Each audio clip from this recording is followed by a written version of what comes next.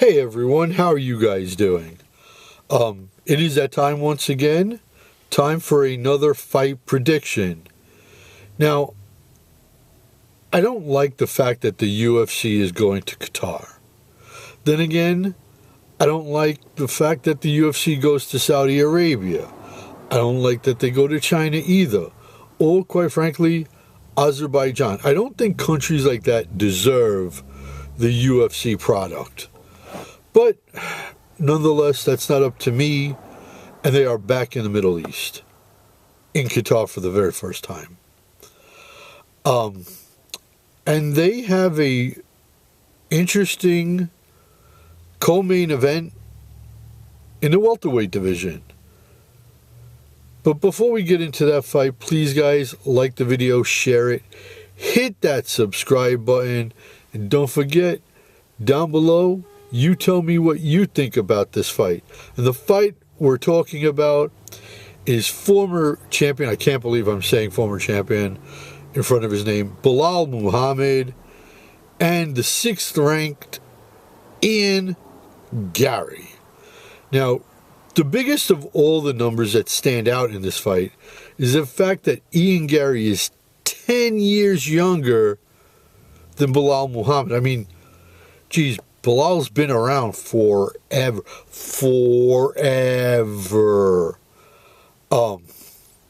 Belal is on a one-fight losing streak, obviously losing the belt to JDM, which ended an 11-fight unbeaten streak, 24-4 with one no contest.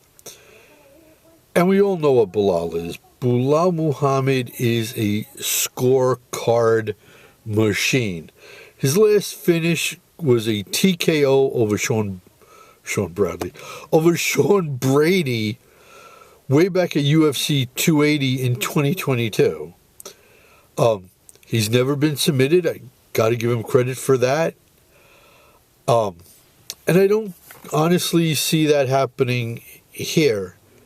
Even though Garry's jiu-jitsu is let's be honest, it's a tad underrated. I mean, he's been training with the Brazilians for a long time now.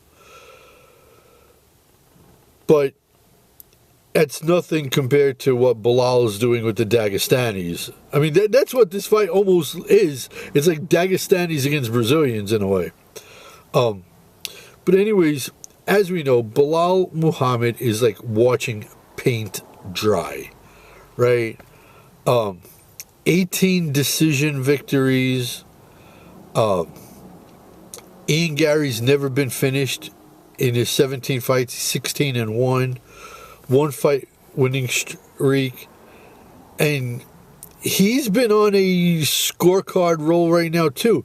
His last finish victory comes back in 2023 in May when he beat Daniel Rodriguez. Some other numbers in favor of Garry, who the reason I'm not shocked that he's a favorite to win this fight. He has 4 inches in height, 2.5-inch reach advantage in arms and in legs. And the fact that he throws upwards of 5 strikes a minute. Now, it's not knockout power. Okay, we're not talking about someone with the touch of dim mock, right? Defensively, he's quite solid. He doesn't get hit a whole lot. Belal, though, keeps improving. I mean, despite the loss to JDM, you know, his arc has improved. If we're being fair about it and honest, right? It's just when Belal takes you down and is controlling and smothering, that's all he does. He does no damage, and that's not enjoyable to watch anywhere, any way, any shape, any form.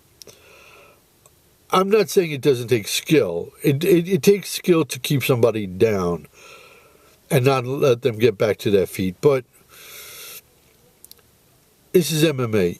the goal is to win, and you need to inflict damage. You know, if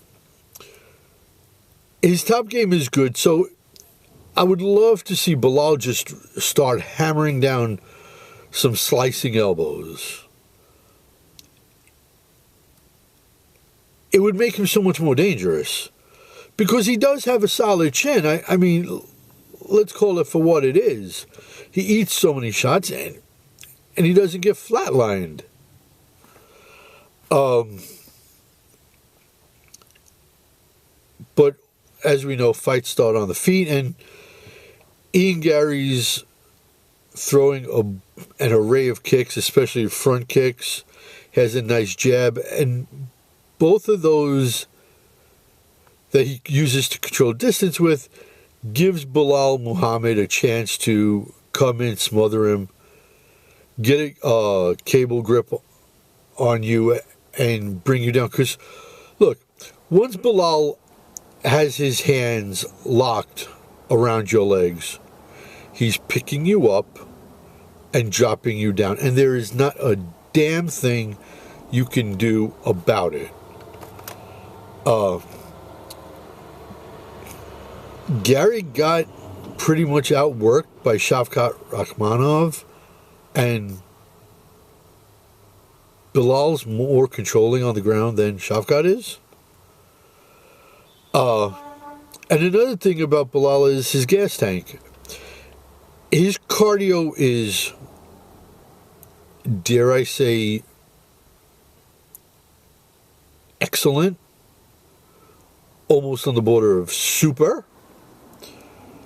And the fact that this is only a 3-round fight and not a 5-round fight means Belal doesn't have to pace himself. He can go full bore right from the get-go. Garry's going to throw high percentage, low risk strikes, as opposed to high volume, as opposed to letting his hands go. It's, yes, he feints a lot, and people do bite on his feints, but it's almost at times, not all the time, but at times, Ian seems to be tentative with his strikes, and you just can't be like that. At the age of 37, though, you have to wonder, when does Belal's chin start to go south? You know, eventually it's going to happen. Does it happen in this fight? I don't think so.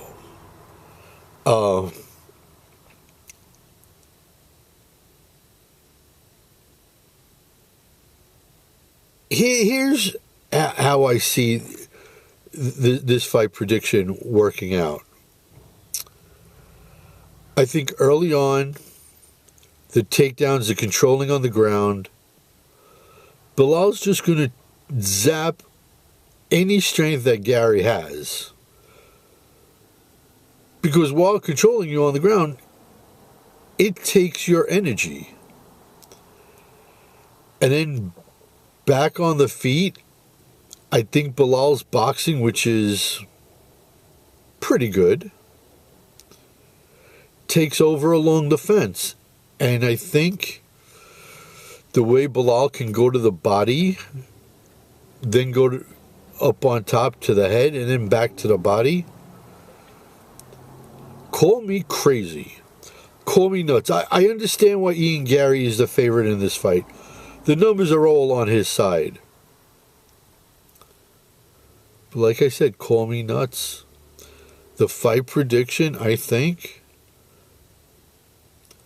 Belal Muhammad, late 3rd round, technical knockout. I think the ref is going to step in and stop this fight maybe the 3 to 4 minute mark of the 3rd round.